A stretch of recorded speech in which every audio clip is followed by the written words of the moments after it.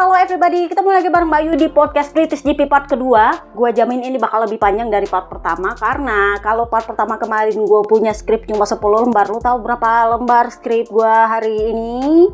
Itu adalah 18 lembar. Jadi admin akun, sorry mbak bro, saya usahakan sekali le, tapi ini sudah bisa. Mepet sekali, tolong jangan terlalu banyak dipotong le, minta tolong saya, minta maaf juga saya le. Jadi kita bakal bahas KTM sebagian soal Papa Nina, karena kemarin gua nggak dapat wawancaranya. Nah ternyata dia ada wawancaranya yang terbaru. Kemudian kita akan membahas perintilannya Aprilia, perintilannya Honda, dan perintilannya Ducati, termasuk perintilannya KTM juga tambahan. Jadi ya ini bakal panjang dan lama. Jadi siapkan telinga kalian, kalau kalian agak-agak susah dengar semuanya, dicicil aja, jangan dipaksa. Nanti kalian harus pergi ke dokter THT kalau dipaksa semua. Karena kalau mau dibagi dua, kita bakal ada podcast suka-suka lagi nanti. Jadi kalian bakal maraton kalau ini dibagi dua. Plus admin akun juga jadinya double kerjanya. Jadi mending kalau kata dia, sekalian gue kerja tapi ujungnya ya dipotongnya lumayan banyak kalau dia lagi senawan. Jadi mbak bro, minta tolong saya jangan terlalu banyak dipotong.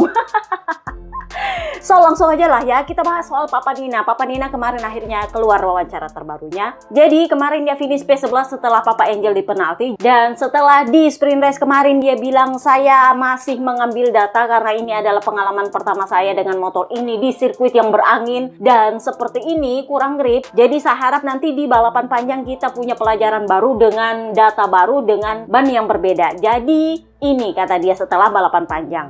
Akhir pekan ini kami tidak membuat terlalu banyak perubahan pada motor karena saya yakin dengan paket kami, tetapi di Silverstone ini merupakan tantangan yang nyata. Kami mengalami masalah teknis pada hari Jumat, lalu ada masalah lain di Q1.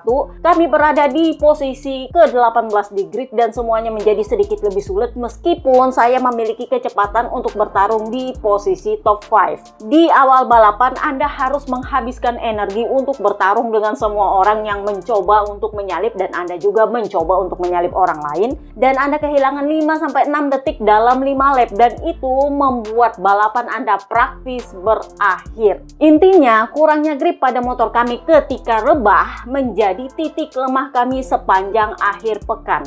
Saya rasa Silverstone bukanlah trek yang cocok untuk kami, jadi kami hanya perlu fokus pada Aragon karena kami cepat di Jerez dan di Lemang. Mari kita tetap positif, tetap bekerja cerdas, dan terus meningkatkan performa selangkah demi selangkah. Itulah yang dia katakan. Kabar terbaru dari KTM adalah CEO-nya KTM, Newmaster, itu memberikan secercah harapan mengenai keberlangsungan KTM di MotoGP.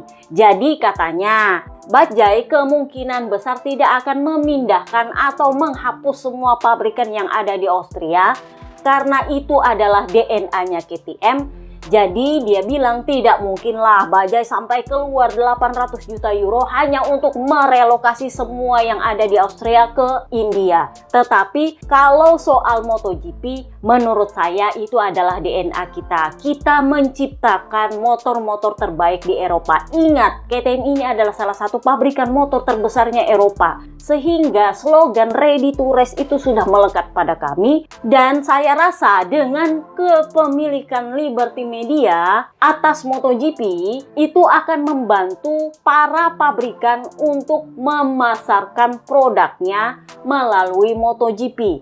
Jadi ya memang pemilik baru kami, aka Bajaj, mungkin akan mempertimbangkan apakah ini proyek akan layak untuk diteruskan atau tidak. Tetapi menurut saya ini adalah hal yang layak untuk diteruskan karena ini juga secara tidak langsung membantu promosi kami. Entah apakah nanti KTM akan berubah menjadi Bajaj atau bagaimana, itu terserah pemiliknya.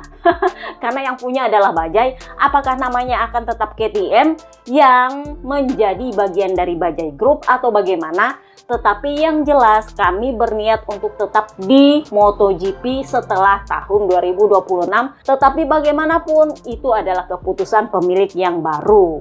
So, kita bahaslah Ducati VR46. Jadi Bebe Vale itu kemarin sempat latihan di Mugello bareng para murid-muridnya plus Fabio Di Giannantonio. Luca Marini sama Di Gia memang sempat hadir di F1 Imola kalau nggak salah ya, gue lupa. Setelah itu Luca nggak hadir di latihan di Mugello karena dia terbang ke Jepang. Nah ini nanti kita bahas di Honda. Dia terbang ke Jepang, dia ada tugas dari petinggi Jepang soalnya.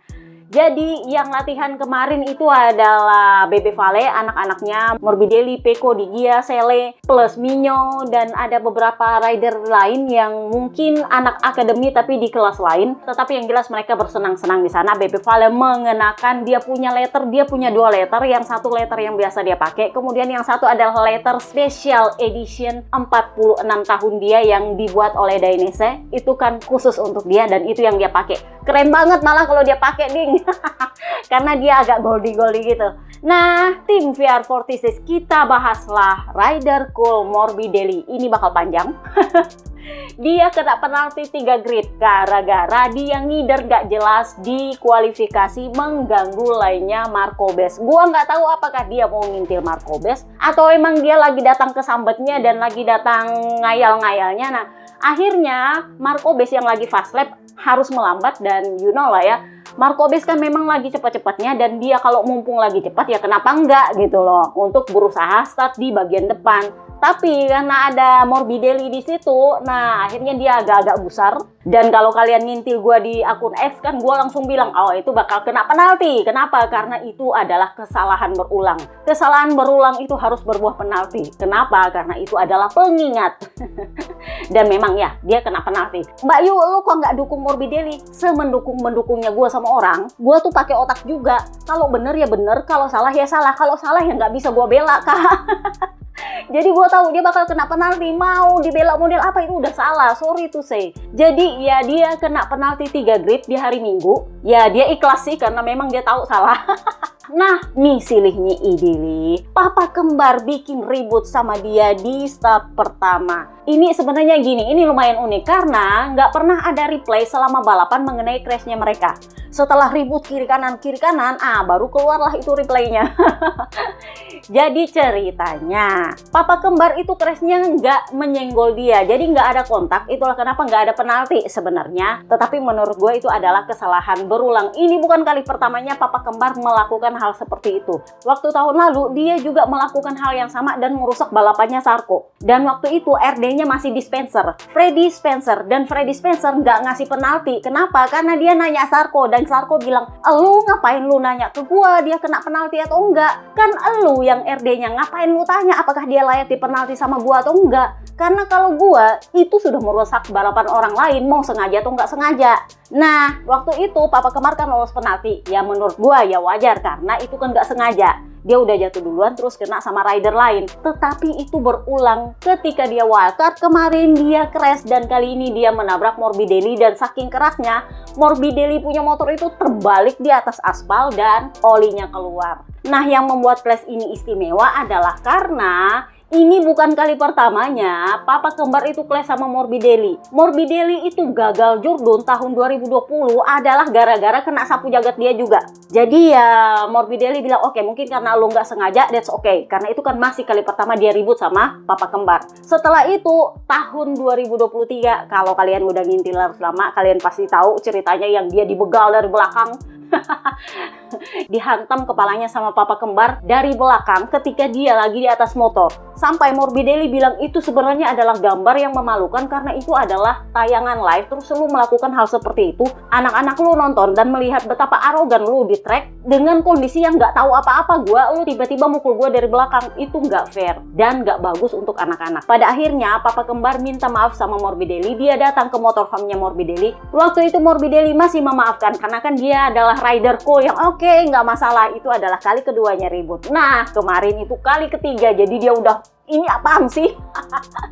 Kena sapu jagat dan masalahnya adalah kakinya sakit. Jadi dia sempat sedikit berdebat dengan papa kembar, lu kenapa sama gue?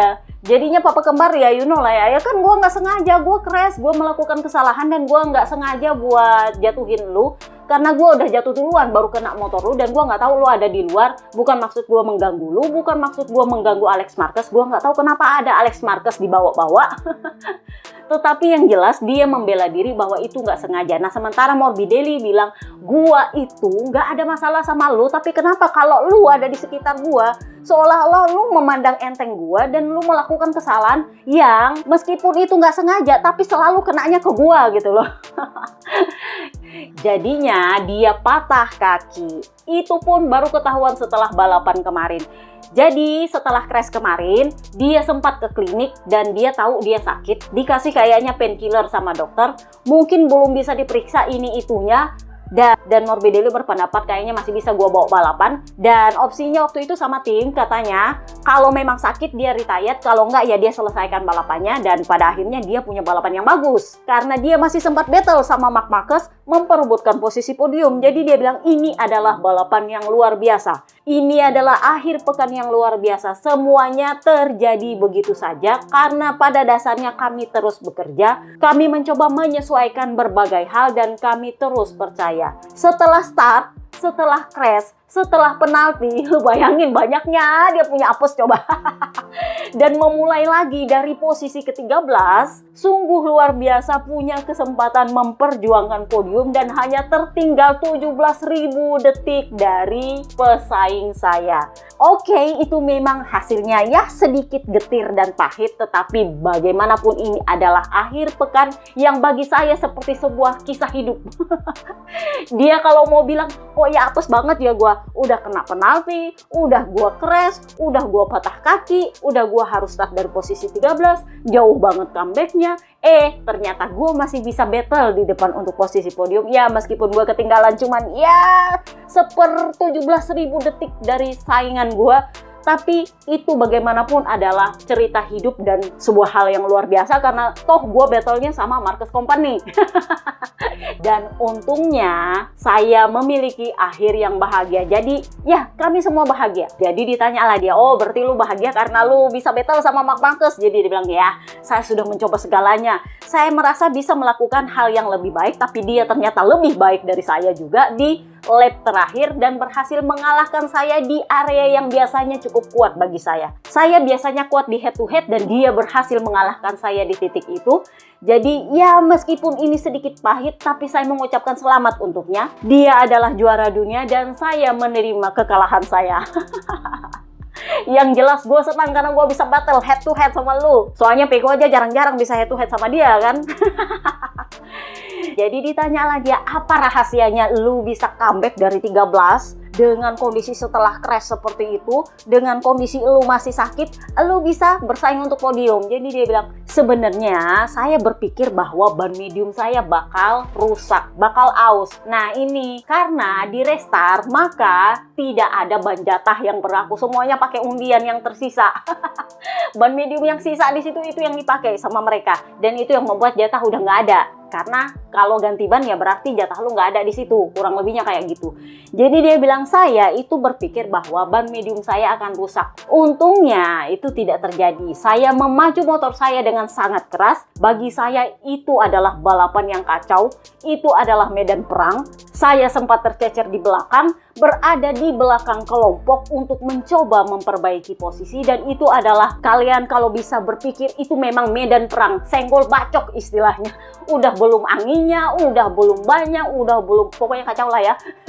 Makanya banyak rider yang bilang itu adalah balapan yang gila. Karena pokoknya amburadul lah semuanya setelah restart itu. Jadi Anda tidak benar-benar mengerti apa yang terjadi dengan motor ketika Anda berada di tengah-tengah kelompok rider.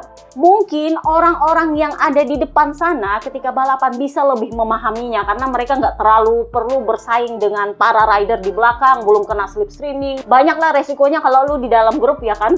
Bagi saya ada banyak orang yang harus saya salip dan saya lewati, dan itu agak sulit dan merupakan hal yang gila. Jadi ditanya lah dia, sebenarnya apa yang terjadi sampai lu crash di start pertama. Jadi dia bilang, saya sebenarnya nggak melakukan apa-apa, saya ada di line saya. Dan sekali lagi, ini bukan pertama kalinya Alex itu terjatuh, entah karena alasan apa, dan itu berakibatnya ke saya. Saya tidak tahu persis apa yang ingin dia lakukan, karena ini persis seperti tahun 2020, ketika dia membuat saya kehilangan balapan kedua di Misano, dan akhirnya saya kehilangan poin di klasemen dan akhirnya dia gagal Jurdun. Dia akhirnya finish menjadi runner up Jurdun karena dia crash di Misano 2. Karena kan tahun 2020 kan race-nya sedikit banget tuh. Itulah alasan kenapa gue bilang Papa Yohan itu adalah Jurdun tak dianggap. Karena race-nya dikit banget. Nah, itulah yang membuat Morbidelli bilang, itu poin berarti sama saya. Nggak taunya Papa Kembar crash-nya ke arah saya. Ya udah, akhirnya saya kehilangan poin Jurdun. Saya kalah Jurdun. Jadi, kali ini sekali lagi dia mengambil resiko hanya untuk tidak membiarkan saya melewati dia dan jatuh ke arah saya. Jadi Giorno bilang, Alex bilang dia nggak sengaja loh sama lu. Bukan berarti dia sengaja jatuh ke lu.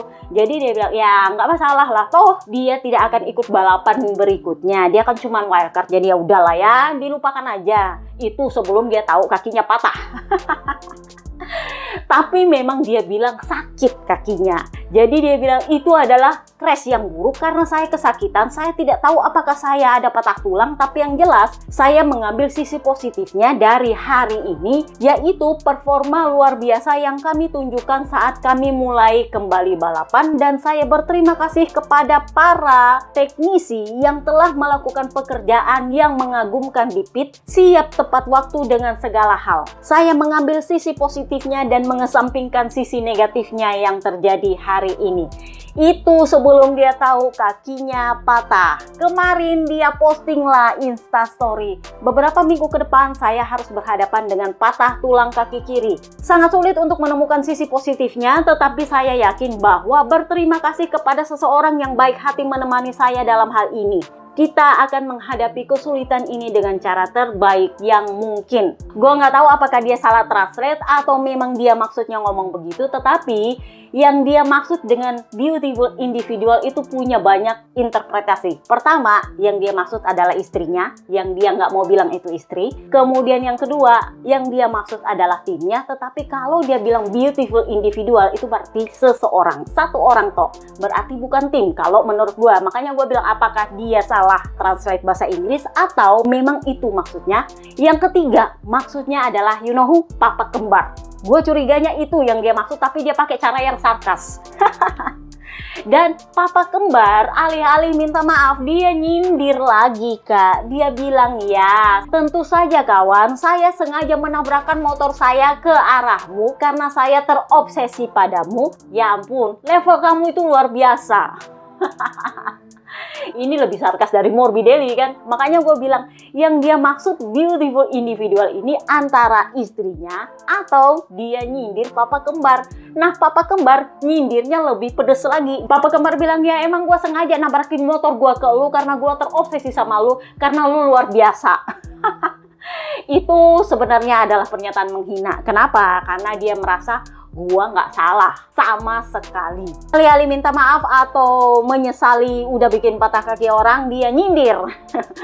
Sudahlah, santan insannya ada sendiri. Buat kalian yang bertanya sebenarnya ada apa dengan Papa Kembar, ini mengingatkan gua sama di Barcelona tahun lalu di akhir musim yang dia membuat manuver yang membuat Enea Bastianini harus keluar track dan mau nggak mau harus shortcut, dan gara-gara shortcut itu malah Enea Bastianini yang kena penalti dan secara otomatis kans Enea Bastianini untuk ada di P3 klasemen itu berakhir. Karena kan yang di P3 klasemen siapa? Marc Marquez. Jadi ya menurut gua mungkin dia nggak sengaja, tapi tingkat respeknya pada para pesaingnya itu beda-beda. Jadi dengan pemahaman bahwa yang ada di sekitar dia itu bukan KTP Spanyol, dia cenderung lebih melakukan manuver yang dia nggak perhitungkan. Dan dia menjadi lebih nggak pusing dengan kesalahan.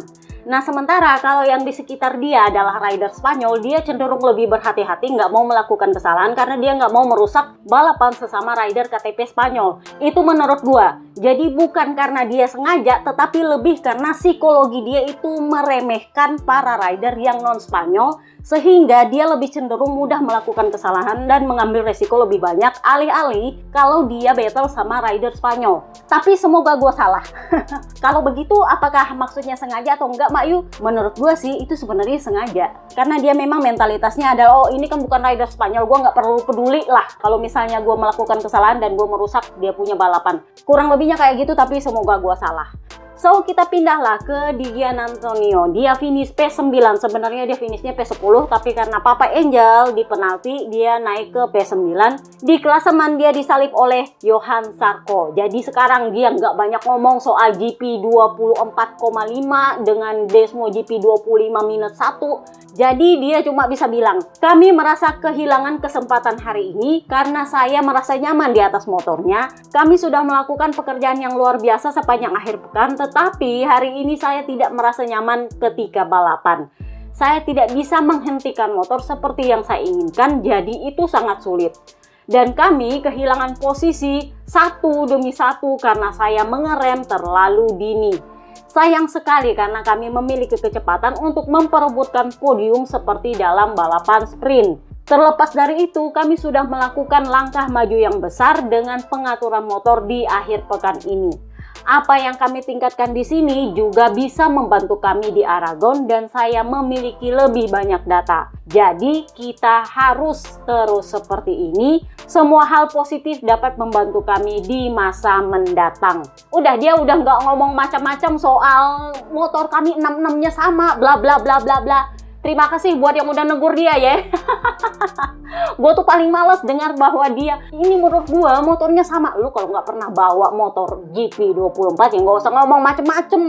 Marc Marquez setelah Ducati mengatakan itu adalah mesin yang berbeda, dia kembali kekeh bahwa itu adalah mesin yang sama. Makanya gue bilang ini bahasa motor yang sama itu berusaha untuk memframing Pecco seolah-olah Pecco itu bodoh. Padahal yang pernah memakai Desmo GP24, yang mengembangkan Desmo GP24 di antara mereka bertiga itu cuman Pecco. Tapi ini dua yang nggak pernah pakai Desmo GP24, berisiknya minta ampun coba. Apalagi di Kia itu yang berisik minta ampun. Lu kalau nggak pernah pakai nggak usah berisik ngapain? So, kita bahaslah Pecco, again, DNF. Sorry to say, buat yang tanya sebenarnya dia ada apa? Udah gue bilang, ini adalah tahapnya dia untuk belajar dan memang dia diharuskan seperti itu oleh langit. Sorry to say.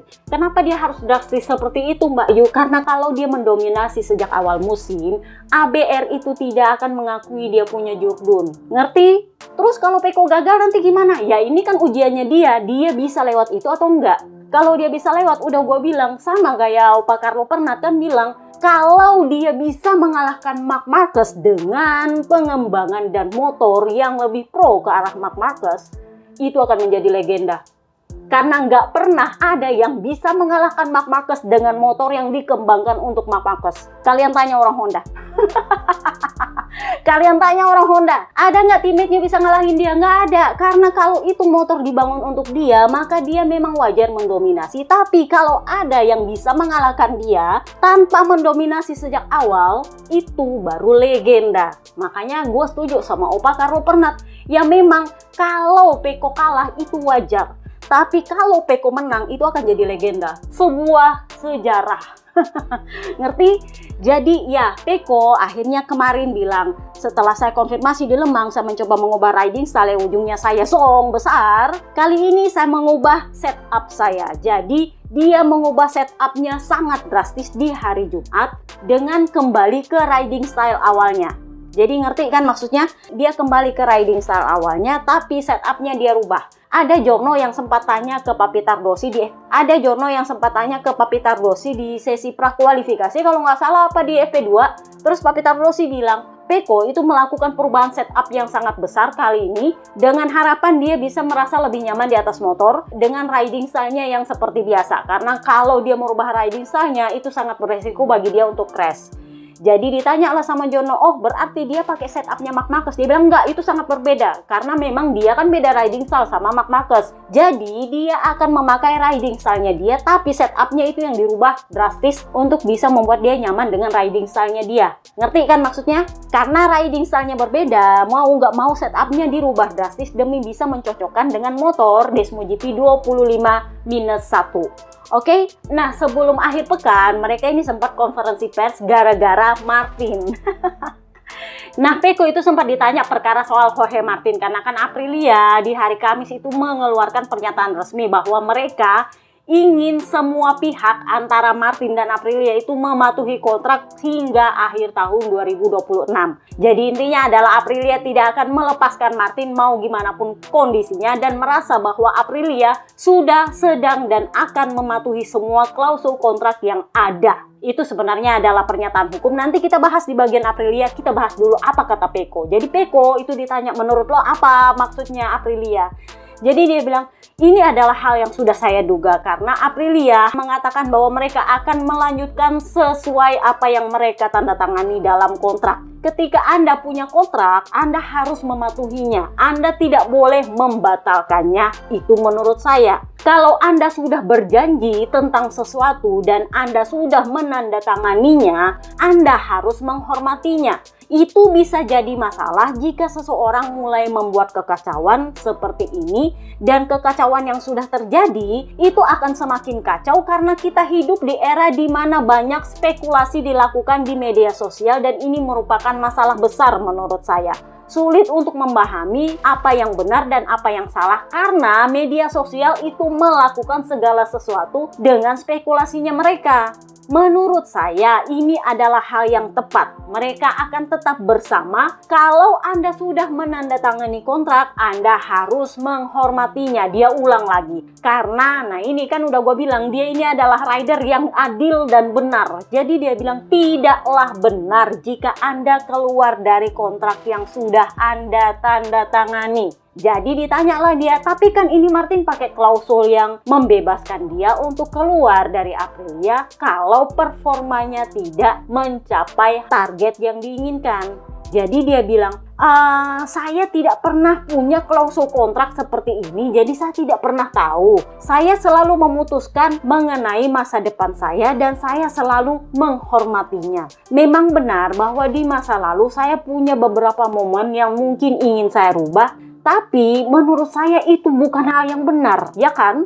Jadi kan udah gue bilang di podcast Suka-Suka kemarin, gue bilang gak ada yang namanya klausul performa di kontraknya Pecco. Jadi kalau ada ABR, buzzer dan bla bla bla di luar sana yang bilang Pecco bakal didepak tahun depan, gak bisa karena gak ada klausul performa di kontrak dia sama Ducati.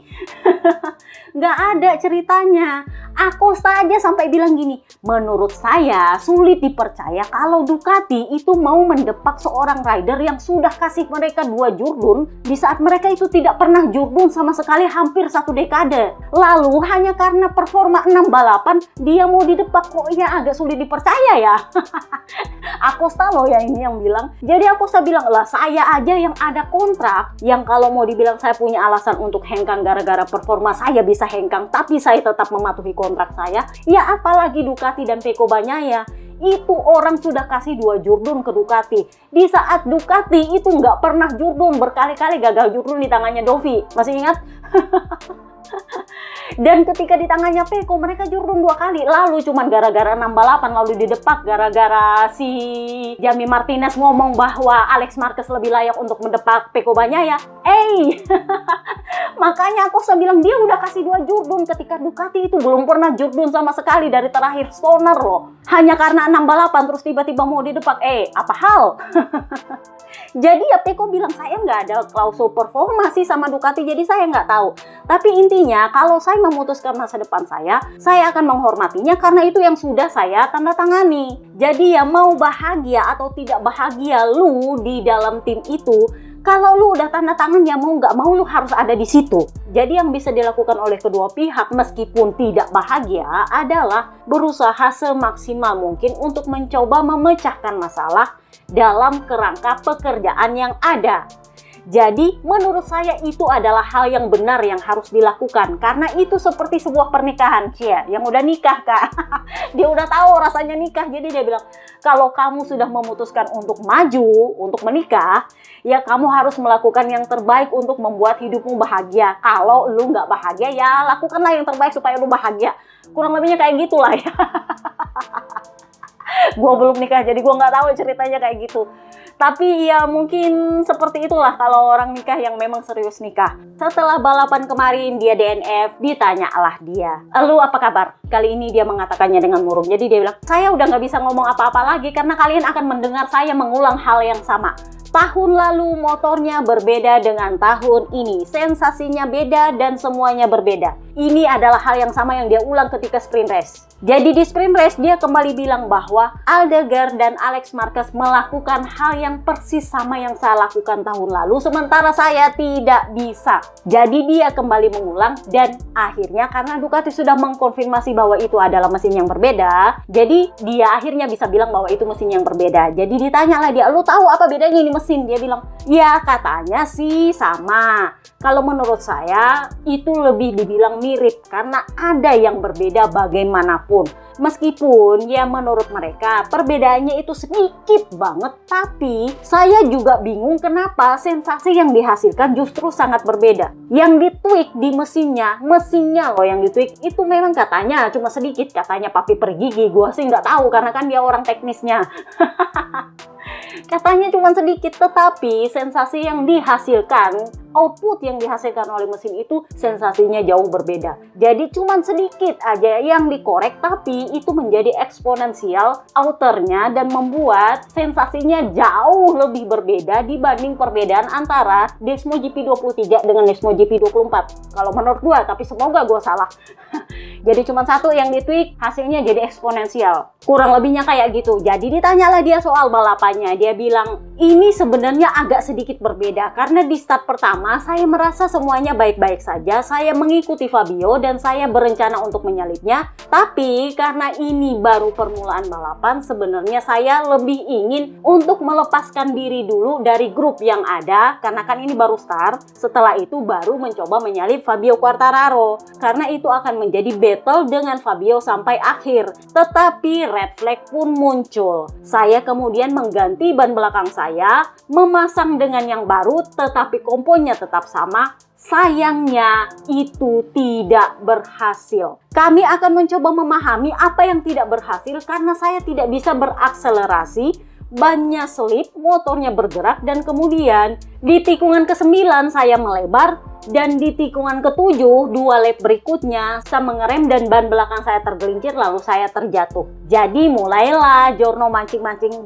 "Bisakah kami bilang bahwa lu bakal Jordan tahun ini?" Jadi dia bilang, "Ya kalau saat ini saya bisa bilang tidak." Dia sudah mulai menerima bahwa this is mission impossible karena gapnya menjadi 72, sudah terlalu besar. Meskipun ya itu bukan hal yang mustahil. Ingat, tahun 2022 dia Jordan dengan gap 90 poin di tengah musim. Sebelum musim panas, dia itu gapnya 90 poin dari Quartararo. Masih ingat? Jadi tahun ini akan menjadi mission impossible sama seperti tahun 2022. Apakah akan berhasil? Nah, itu yang akan menjadi pertanyaan.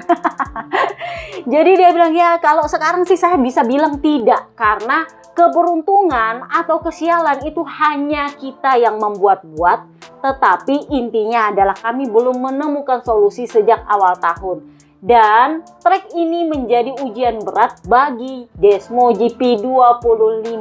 Kali ini dia sudah bisa clear bilang itu Desmo GP25 sebenarnya -1.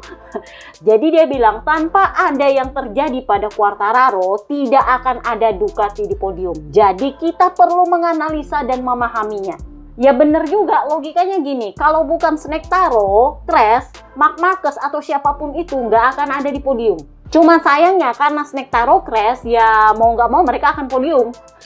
Sisa ditentukan aja siapakah yang bakal podium, apakah Marc Marquez, apakah Alex Marquez, atau Morbidelli. Tapi semuanya adalah Ducati, bener nggak sih? Jadi ya bener katanya Peko, kalau nggak ada Snektaro gagal, nggak akan ada Ducati di podium. Jadi ini jelas menjadi sebuah masalah. Buat yang bertanya ini sebenarnya ada apa? Gini, gua merasa, semoga gua salah, bahwa balapan yang kacau kemarin itu membuktikan bahwa Ini loh masalahnya Desmo GP25 yang sebenarnya. Cuman selama ini karena Marc Marquez bagus dan dia merasa cocok dengan mesin itu, jadinya nggak terlalu kelihatan. Tetapi sekali Marc Marquez bermasalah, kelihatanlah semua. Karena ya siapa ya kemarin yang bilang, Oscar Haro ya yang bilang bahwa Marc Marquez itu terbiasa mengendarai motornya di kondisi 120%. Jadi nggak ketahuan limit motornya di mana. Nah, Pecco itu kasih lihat limitnya itu di sini. Dan karena dia memperlihatkan limitnya di situ, dia malah dihujat. Padahal memang itu limit motornya. Ngerti nggak? Jadi dia bilang, Marc itu sangat kuat karena dia menyembunyikan masalah yang kami hadapi. Saya tahu potensi dan nilai saya. Kalau saya menemukan kepercayaan diri yang saya butuhkan, saya tahu saya bisa memenangkan balapan. Tapi pada saat yang sama, saya juga tahu bahwa semua orang berusaha. Secara mental, ketika saya turun ke trek, saya melakukan semuanya untuk mendapatkan kesempatan memberikan 100%, yang saya tahu bahwa tidak bisa lebih dari itu. Jadi dia tahu limitnya 100%-nya di sini loh. Cuman karena Marc Marquez itu memang selalu mengendarai motor dan memaksa motor ke 120%, jadinya kelihatannya Pecco-nya yang bego, padahal emang udah di situ limit motor. Dan kalau itu motor dipakai oleh rider satelit berikutnya, karena kan ini motor bekas nantinya, itu kalau dipakai oleh rider satelit berikutnya bakal fail semua itu rider satelit. Kenapa? Karena limitnya di situ. Dan kalau Pecco nggak bisa menaklukkannya, berarti rider satelit nggak bisa. Kurang lebihnya kayak gitu. Itu Pecco udah tahu modelnya. Karena standarnya Ducati dan standar satelit lain itu adalah Pecco. Kalau lu mau pakai standarnya Marc Marquez, ya lu lihat aja Honda gimana hancurnya. Jadi buat yang bertanya, ini apakah akan berimbas pada rider satelit tahun depan? Ingat, tahun depan adalah engine freeze. Mereka akan pakai mesin yang sama dengan tahun ini. Jadi, beruntunglah para rider satelit ini karena mereka nggak akan pakai itu Desmo GP25-1. Kenapa? Karena tahun 2027 sudah pakai 850 cc. Mereka nggak akan rasa itu motor kembangannya Marc Marquez. Yang apes ya Pecco. Karena dia tahu motor seperti apa yang harus dipakai. Tapi karena ini masalah disembunyikan sama Marc Marquez, ya jadinya nggak bisa kemana-mana ini barang. Jadi ditanyalah dia, lu kan bilang tadi ban lu itu kan tergelincir. Sebenarnya ada apa? Jadi dia bilang, saya sebenarnya nggak tahu kenapa itu ban seperti itu. Kami memulai balapan dengan ban yang diberikan oleh Michelin sebagai ban balapan. Ini adalah pengetahuan baru. Jadi kalian bisa tahu ternyata Michelin itu memang sudah punya rekomendasi ini loh ban balapan lu. Jadi kalau kalian tanya apakah ada jatah, ada ori, ada KW, ada undian, karena memang Michelin yang nunjuk itu ban. Jadi dia bilang kami memulai balapan dengan ban yang diberikan oleh Michelin sebagai ban balapan. Dan kemudian kami menggantinya ketika restart. Jadi saya tidak tahu apa yang terjadi dengan saya ketika saya crash, tetapi yang jelas sulit bagi saya untuk merebahkan motor saya karena ban belakang itu mulai selip ketika saya mencapai kemiringan sekitar 58-59 derajat. Itu sangat aneh menurut saya. Tetapi hal baiknya adalah saya tahu potensi saya tahu bahwa jika saya merasa nyaman dengan bagian depan, saya bisa memenangkan balapan. Ini membuat saya jadi lebih tenang dalam situasi ini. Tetapi saya perlu dan ingin menang. Saya bekerja sangat keras dengan tim dan teknisi untuk menemukan solusi dan saya selalu melakukan yang terbaik. Saya tidak bisa melakukan lebih dari ini. Kami perlu melangkah maju karena saya menyelesaikan akhir pekan dengan catatan waktu yang sama seperti di FP1 setelah mengubah hampir semua hal. Feelingnya juga hampir sama, cuma mungkin agak sedikit lebih baik. Feelingnya yang dia maksud itu adalah saya tidak bisa merasakan ban depan maupun ban belakang. Tetapi dia bilang agak sedikit lebih baik karena saya masih bisa merasakan ban belakang saya spinning. Jadi dia bilang, ya paling nggak saya rasakan lah ban saya sedikit spinning. Meskipun itu adalah feeling yang jelek. Ditanya lah dia, waktu lu crash, gigi dalinya bilang apa sama lu? Jadi dia bilang, ya saya pikir dia dan teknisi lain sedang memikirkan apa yang sedang terjadi. Karena motornya memang tampak sangat mirip dengan sebelumnya. Tapi tidak berfungsi dengan cara yang sama dan mungkin mereka juga tidak tahu kenapa. Kami berada dalam ketidakpastian di mana sulit untuk memahami kemajuan kami dan menemukan masalahnya. Jadi ya kita lihat nanti di Aragon akan seperti apa karena itu seri ke-8. Semoga gue salah bahwa dia sudah menyelesaikan pusing 7 kelilingnya karena ini sudah ronde ke-7 aka round 7. So ditanyalah dia soal Bezzecchi, BFF dia nih menang. Jadi ya biasalah Jorno pancing, ini kan temen lu kan menang nih, sementara Martin kan mantan pesaing lo nih. Jadi menurut lo apa kabar dengan mereka? Jadi dia bilang, saya tidak tahu harus bicara apa kalau soal Martin, tetapi Bezzecchi itu memang tampil kuat sepanjang akhir pekan. Ingat, dia sempat curi kintilnya Bez loh waktu prakualifikasi. Itu dia sampai bilang, saya berterima kasih pada Bezzecchi karena gara-gara dia saya berhasil masuk ke Q2. Jadi Bez itu yang sempat bilang, lo utang sama gua tuh curi kintil. Jadi Peko sempat bilang, oh dia bilang gua utang kintil sama dia. Ingat, dia punya utang kintil sama gua lebih banyak. Jadi mestinya kalau mau bahas utang-utangan kintil, artinya gua masih bisa curi kintil dia lebih banyak lagi karena dia udah curi kintil gua banyak kali, Kak. Ini belum lunas, baru 1 kali. Gue sampai mikir, kira-kira itu bunga nggak ya itu kintil? Kintil bisa berbunga nggak? Jadi dia bilang, ya hari ini Marco Bez menakutkan, bahkan ketika Fabio tidak beruntung karena dia sebenarnya akan menang. Gue nggak tahu kenapa dia bisa bilang bahwa Bez kemungkinan besar akan menang, tapi setelah gue periksa-periksa ya memang kemungkinan besar memang Bez akan menang karena dia sedang memperkecil gapnya dengan Snack Taro ketika Snack Taro punya masalah. Jadi kalau Snack Taro tetap balapan, kemungkinan besar dia akan dapat. Jadi menurutnya Peko, ya kemungkinan besar Marco akan menang meskipun Fabio tanpa masalah. Jadi kemarin ketika di sprint race saya mengirimkan pesan pada dia, saya mengatakan padanya bahwa dia sangat kuat dan tanpa saya ada di tengah-tengah, dia kemungkinan bisa naik podium. Nah, jadi ditanyalah dia soal red flag dan Marquez Company yang berhasil tampil bagus gara-gara beruntung balapan di restart. Jadi dia bilang, iya Alex dan Mark itu langsung terjatuh ketika balapan dimulai, dan ketika balapan kembali di restart memang Anda bisa merasakan bahwa kepercayaan diri itu masih belum bagus. Tanpa terjatuh di balapan awal, Alex akan menang. Di sini GP24 jauh lebih baik daripada GP25 dan Morbidelli menegaskan hal ini. Karena kan Morbidelli dari belakang udah kena penalti, udah kena ini, udah kena itu, kakinya udah patah pula, sakit-sakit bisa. Jadi dia bilang Morbidelli menegaskan hal ini. Kami perlu memahami apa yang harus dilakukan bahkan jika saya tidak menyelesaikan balapan ini, juga karena saya tidak tahu di mana saya harus meletakkannya dan mengerti apa masalahnya. Apapun yang kami coba setelah FP1 tidak ada yang berhasil.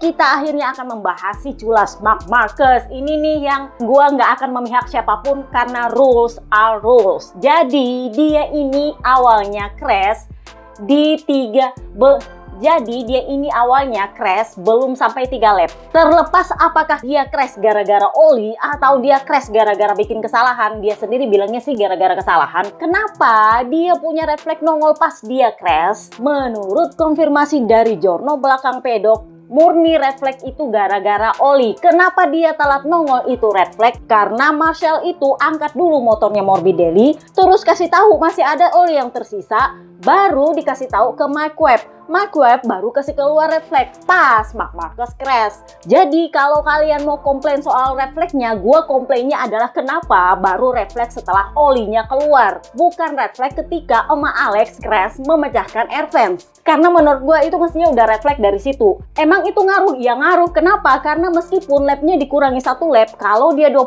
lap maka itu akan jadi 19 lap. Nah sementara kalau dia sudah berjalan selama 3 lap, itu kan artinya tersisanya 17 lap, ya kan? Jadi ya itu beda ceritanya. Makanya kalau Emak Alex bilang, kalau gue nambah 1 lap lagi, gue mungkin bisa kali ya battle dengan kakak gue, dengan Morbidelli. Cuman karena lapnya udah habis ya udahlah ya. Daripada gue kasar-kasar terus jatuhnya bareng-bareng, mending gue finish aja. Jadi itu beda cerita. Jadi buat yang bilang, ngadi-ngadi nggak ada itu oli. Ya kalian lihatlah gambarnya Morbidelli punya motor terbalik di situ. Ada yang bilang, tapi kan nggak ada tuh gambar olinya ketika di kamera live. Kalian lihat proses refleksnya, kalian lihat itu Capirossi pegang-pegang aspal, terus ditabur lah itu segala macam pasir-pasir warna kuning. Itu memang beneran ada oli dan itu wajib kudu harus refleks. Kalau kalian bilang dibiarin aja, nggak boleh. Kenapa? Karena itu membahayakan rider lain yang lagi balapan. Meskipun Marc Marquez, faktanya mungkin dia nggak crash gara-gara itu oli.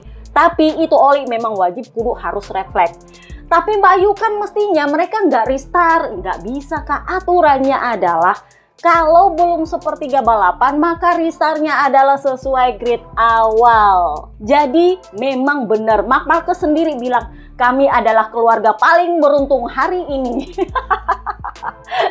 Karena iya, kalau dia sampai 7 lap lewat, itu otomatis dia harus mulainya dari belakang atau malah nggak layak untuk balapan, mengingat dia punya motor itu harus sampai dengan dianya sendiri ke pedok baru bisa layak untuk ikut balapan. Kalau nggak, ya nggak bisa. Tapi itu membutuhkan sepertiga balapan baru bisa restart seperti itu.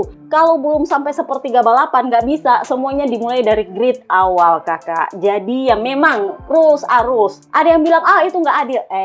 Lu nggak adil gara-gara Peko-nya yang ada masalah atau gimana? Gua itu suka sama orang bukan berarti gua nggak ada otak. Jadi gua tahu aturannya seperti itu. Mau lu bilang ngadi-ngadi, enggak, emang ada dan itu aturannya. Kalau kalian berharap bahwa Marquez Brother termasuk Franco Morbidelli dan papa kembar gak ikut start, ya berarti aturannya yang harus dirubah. Bener? Apakah nanti harus lewat 2 lap, 3 lap? Artinya yang restart itu harus yang sampai di pedok? Atau bagaimana? Aturannya adalah kalau belum lewat sepertiga lap, itu akan kembali ke grid awal. Artinya mau lu sampai atau nggak sampai dengan motor lu ke pedok, itu nggak dihitung karena yang dihitung adalah dari grid awal. Oke? So kita bahaslah Marc Marquez-nya. Jadi dia ini pakai ban medium-medium ketika balapan pertama. Kemudian ketika restart, karena dia punya motor udah ringsek, dia sama adiknya start dengan motor kedua. Yang bagus dari tim ini adalah mereka selalu siap dengan motor yang identik di pedok. Jadi dia cuma ganti ban karena mungkin itu persiapan untuk flag to flag atau bagaimana. Jadi sisa dilepasin banyak terus dipasangin sama ban baru yang komponnya sama. Tapi meskipun seperti itu, fakta bahwa Ducati nyaris nggak ada di podium kalau bukan gara-gara Quartararo ada masalah, itu adalah fakta yang sulit untuk dibantah. Jadi Papi Domenicali bilang awal tahun, saya pengen tahun ini Ducati mendominasi dan memenangkan semua balapan seluruh musim. Lu pikir-pikir sudah berapa lama Ducati nggak ada di podium tertinggi? Kalau tahun lalu mereka cuma miss 1, sekarang udah miss 2. Apapun alasannya, mau basah kek, mau angin kek, mau apa, apapun alasannya, karena tahun lalu juga mau apapun alasannya, Ducati cuma miss 1 kemenangan. Nah kali ini, sorry to say, udah miss 2 kak. Jadi memang masalahnya Ducati yang tahun ini itu memang mulai sangat terlihat kali ini. Jadi Marc Marquez bilang, ya saya sebenarnya nggak bisa senang, tapi yang bikin senang saya adalah karena Rueda menang dan Kiles dia punya anak didik. Jadi Marc Marquez ini punya sekolah kecil untuk para rider muda, sedikit meniru Valentino Rossi. Cuman Valentino Rossi udah berkembang duluan, anak-anaknya udah ada di MotoGP, dia ya baru mulai gitu kan. Jadi dia punya anak didik namanya Max Kiles. Kemudian Rueda itu gosipnya ada di bawah manajemennya dia, karena kan dia punya manajemen yang nggak cuman ngurusin balapan, karena pacarnya dia juga ada di bawah manajemennya dia. Jadi dia bilang ya yang menyenangkan kali ini adalah karena Rueda menang dan Kiles berada di posisi kedua. Jadi overall ini adalah hari yang baik. Setelah saya punya balapan yang ya nano-nano dan saya gagal menang dan saya sampai crash, pokoknya begitulah. Hari ini keluarga yang paling beruntung adalah keluarga Marquez. Baik Alex maupun saya melakukan kesalahan, dan berbicara tentang kesalahan saya cukup kesal karena sebenarnya saya punya sensasi yang baik di atas motor, tetapi setelah mengganti ban dengan motor untuk start kedua itu adalah bencana. Jadi ban jatah itu dipakai untuk start pertama. Kalian ingat apa kata Peko? Kami memakai ban yang disarankan oleh Michelin untuk balapan di start pertama, tapi karena harus restart kami memakai ban yang ada. Nah ini yang menjawab pertanyaan kalian yang bilang, tapi kan nggak mungkin gini-gini, emang bisa ya dijatah? Ya Peko sendiri udah bilang lebih lengkap dari gua malah. Kalau gua kan mikir ya itu kan disediakan tuh kayak gini urutannya, tapi ternyata Michelin memang ada di situ bilang oh ini untuk balapan, ini untuk kualifikasi, beda cerita. Jadi menurut gua wajar Papi Pririvola ngamuk-ngamuk sama Michelin ketika dites Sepang waktu Jorge Martin crash, karena artinya orang Michelin yang tunjuk itu ban untuk dipakai dia crash. Jadi kalau Michelin cuci tangan pakai alkohol 99%, no way. Jadi wajar Michelin terdepak untuk tahun 2027. Lu nggak bisa terlalu banyak ngeles kalau soal ini. Karena memang Peko sudah bilang bahwa itu yang disarankan oleh Michelin untuk dipakai sebagai ban balapan. Nah artinya Marc Marquez itu ketika ganti ban, sensasi dia di atas motor mulai hilang. Karena dia bilang, saya cukup kesal karena saya sebenarnya punya sensasi yang fantastis di atas motor. Tapi setelah mengganti ban dan motor untuk start kedua, itu adalah bencana.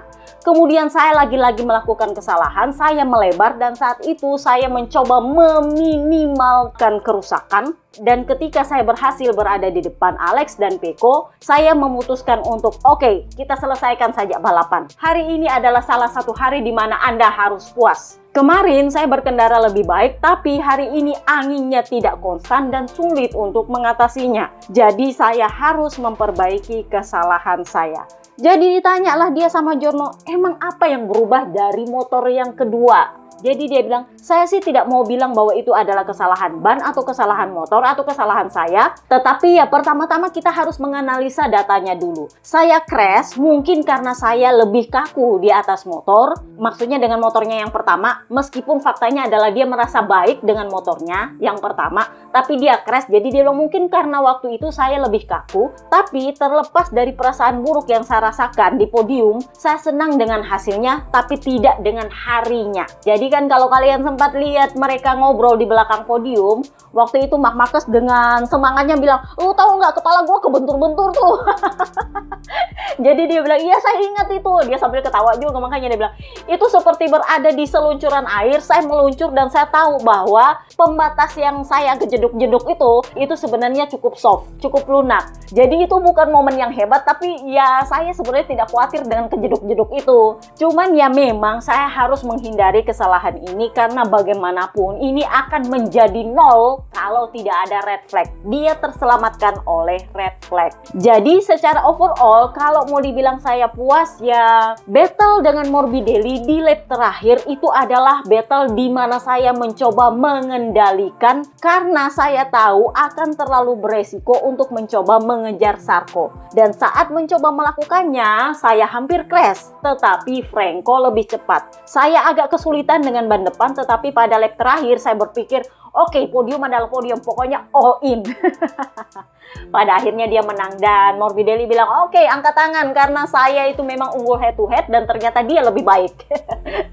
Jadi ditanyalah dia, jadi lu nggak nyaman dengan ban depan lu? Kan dia pakai ban depan medium tuh di start keduanya, baik start pertama start kedua dia pakai ban depan medium. Jadi dia bilang saya rasa ini bukan masalah bannya tapi lebih kepada masalah anginnya. Karena kalau mau ngomong soal ban medium, saya juga crash di hari Jumat dengan ban itu. Tapi saya juga tidak bisa pakai ban soft karena gaya berkendara dan motor saya tidak memungkinkan untuk balapan panjang dengan ban depan soft.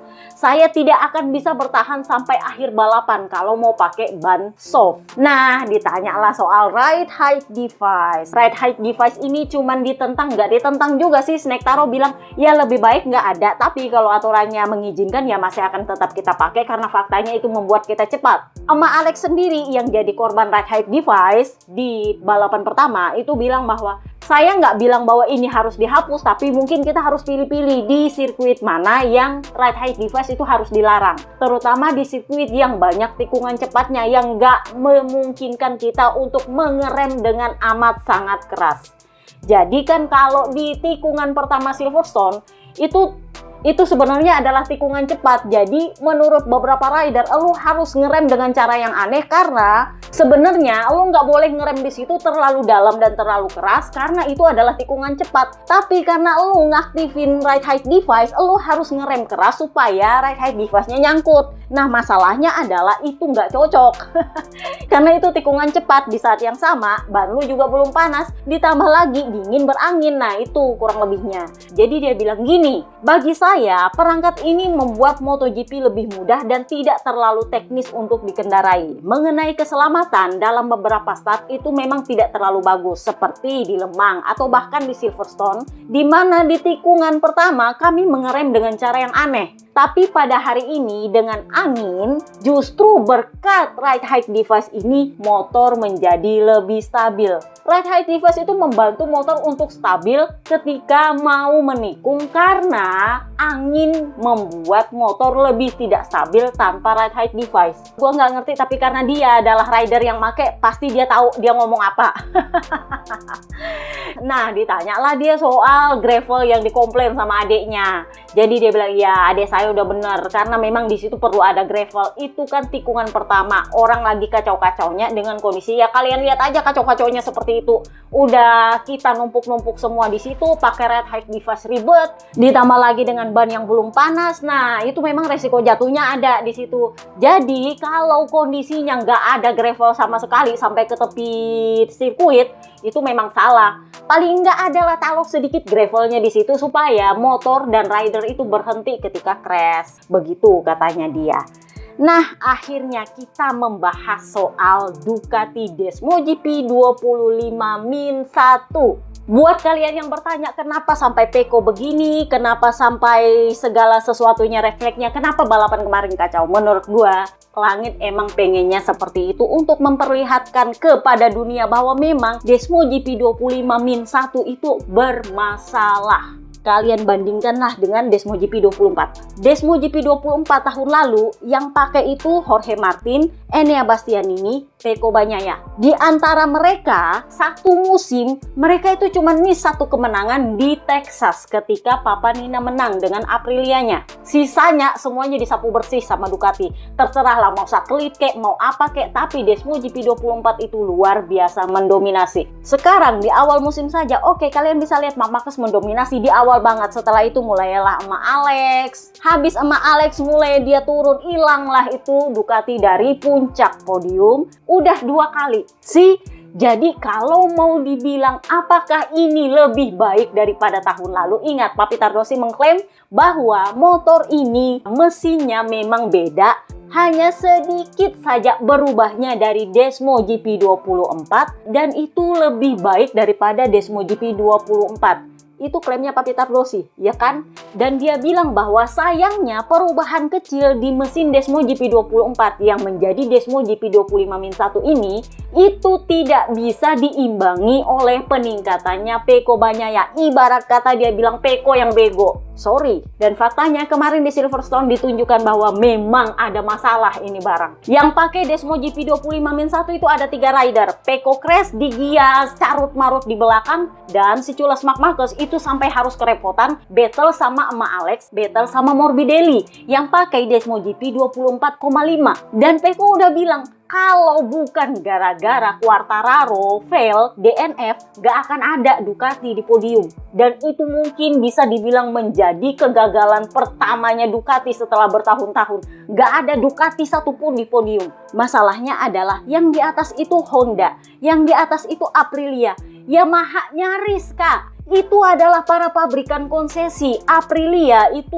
oke, kalian bisa bilang mereka menang tahun lalu 1 kali, tapi setelah itu KTM kan yang mendominasi tahun lalu. Aprilia nggak kemana-mana, hanya di awal musim mereka sempat bagus, setelahnya mulailah kedodoran. Tetapi Aprilia memang mengalami penurunan tahun lalu, dan tahun ini mereka bisa menang lagi. Kalau lu mau bilang bahwa oh karena Yamaha sekarang udah pakai mesin baru, Honda udah pakai mesin baru, lah Aprilia coba, bahkan dia itu menang tanpa ada Jorge Martin di sana. Marquez itu lontang-lantung sendirian, dia udah nggak pernah belajar pengembangan, dia udah nggak pernah naik motor pabrikan, tapi mau nggak mau dia belajar untuk mengembangkan motor dan voila, dia bisa menang. Pecco udah bilang itu sebenarnya bahkan kalau Quartararo nggak fail DNF, dia masih bisa ngejar, karena ketika Quartararo itu ambrol ride height device-nya, Marquez sementara mengejar, dia memperkecil gapnya dari 5 ke 4 ke 3, bener? Jadi sisa tunggu waktu aja, kalau bukan gapnya diperkecil dia akan dapat Quartararo. Itu katanya Pecco. Nah, kegagalan Ducati ini yang menurut gua otomatis menjadi concern buat Ducati. Pada akhirnya kelihatan bahwa memang ada trouble dengan Desmo GP 25. Karena ini adalah pertama kalinya Ducati gagal mendominasi. Tahun lalu itu failnya cuma di Texas, karena memang itu bukan sirkuitnya Ducati, itu sebenarnya sirkuitnya Honda. Cuman karena Honda lagi nggak kemana-mana, yang mengambil alih adalah Papa Nina. Nah sekarang kondisinya adalah di Lemang yang menang Honda, di Silverstone yang menang Aprilia. Udah kayak gitu nyaris lagi nggak podium coba. Jadi Peko kan bilang, ya masalahnya adalah kalian bisa lihat Desmo GP 24,5 memang lebih bagus daripada Desmo GP 25-1. That's the problem is. Kalian selalu bilang, enggak itu lebih baik, lebih baik. Kalian bisa lihat ini faktanya sekarang seperti ini. Kelihatan cuman karena di awal musim Marc Marquez begitu mendominasi dan begitu bersemangat dan begitu kelihatan bahwa dia memacu motornya lebih dari 100%, ini disembunyikan. Sekarang kelihatan dengan jelas ketika Marc Marquez nggak pakai ban jatahnya, cuman pakai ban yang ya apa adanya, entah itu undian atau apa gitu kan. Karena itu bukan ban balapan, ban restart. Itu yang membedakan dan itu yang kelihatan jelas. Anggaplah dia masih pakai KW1 karena dia berhasil maju dari belakang. Anggaplah dia pakai KW1, mau pakai KW1 pun itu tetap kelihatan. Nah apalagi Peko yang cuma jatah KW2, kadang apes ya kan. Jadi Papi Peri Gigi ngomong, dia bilang, dengan 11 pemenang berbeda di edisi balapan kali ini, Silverstone menegaskan semua ketidakpastiannya. Karena kan tahun lalu yang menang tetap Ducati, Enea Bastianini ya kan. Ducati masih bisa menyelamatkan mukanya tahun lalu. Meskipun ya pemenangnya beda-beda, tapi itu masih Ducati lah tahun ini coba. Jadi Silverstone menegaskan semua ketidakpastiannya, terlebih lagi hari ini dengan bendera merah, dengan angin kencang, dengan adanya kecelakaan, dengan adanya masalah teknis, dan dengan restart. Balapan ini bertensi tinggi dengan banyak tikungan dan belokan di mana semuanya harus dikocok ulang beberapa kali dan terjadi perubahan pemimpin balapan dan ada comeback yang menarik dari bagian belakang grup. Bagi kami ini adalah hari Minggu yang cukup rumit, tidak biasa, tentu saja tidak cemerlang, dan dengan penampilan yang ya agak sederhana. Lu nggak bisa hure-hure Kak, karena sebenarnya itu ya kalau mau dibilang podium hibah ya podium hibah Kak. Karena bagaimanapun ceritanya, lu ribut-ribut di tikungan terakhir, ya kalau bukan gara-gara Snack Taro crash, ya Ducati nggak akan ada di situ. Terserah maukah itu Marc Marquez, maukah itu Alex Marquez, maukah itu Morbidelli, intinya Ducatinya yang nggak ada di podium kalau bukan gara-gara Yamaha yang crash. Jadi dia bilang ya penampilannya ya sedikit agak sederhana, namun dia tetap memuji Marc Marquez. Marc memberikan pertunjukan yang cukup bagus. Dia sempat kesulitan tapi berhasil mengubah keadaan dengan comeback yang membawanya ke posisi ketiga yang sangat baik. Yang dalam keadaan ini sangat berarti mengingat keberuntungan karena mendapat keuntungan dari start kedua diberikan setelah dia crash di awal balapan. Namun ini adalah comeback yang luar biasa, sama sekali bukan comeback yang mudah dicapai di mana dia menunjukkan tekad sebagai seorang veteran berpengalaman dan kegigihan sebagai seorang rookie. Mengenai Peko, kami tentu memiliki serangkaian data dan dinamika dan situasi yang perlu kami analisa secara mendalam. Ini memang bukan pepatah lama, bukan hal lama, tapi dimulai dengan momen kesulitan Peko yang mengalami hari Minggu negatif lain. Dan mari kita hadapi. Memang agak kurang beruntung mengingat awal balapan yang menjanjikan. Kita tidak bisa beralasan karena setiap orang harus melakukan bagiannya dan setiap orang harus benar-benar merasa bertanggung jawab, bekerja sama untuk menyelesaikan dan meningkatkan motor, beroperasi sebagai tim dengan kesadaran akan kekuatan kami dan dengan kerendahan hati seperti biasanya. Saya yakin bahwa ini hanya bisa menjadi hal positif bagi kami untuk dipanggil bertarung di bidang masing-masing melawan para rival kami yang telah kembali menjadi kompetitif dan sekarang siap menjadi protagonis lagi dengan segala kelebihannya. Jadi gosipnya Ducati melakukan meeting panjang setelah Silverstone kemarin karena mereka mencatatkan rekor yang lebih rendah daripada tahun lalu. So kita pindahlah ke Honda. Nah,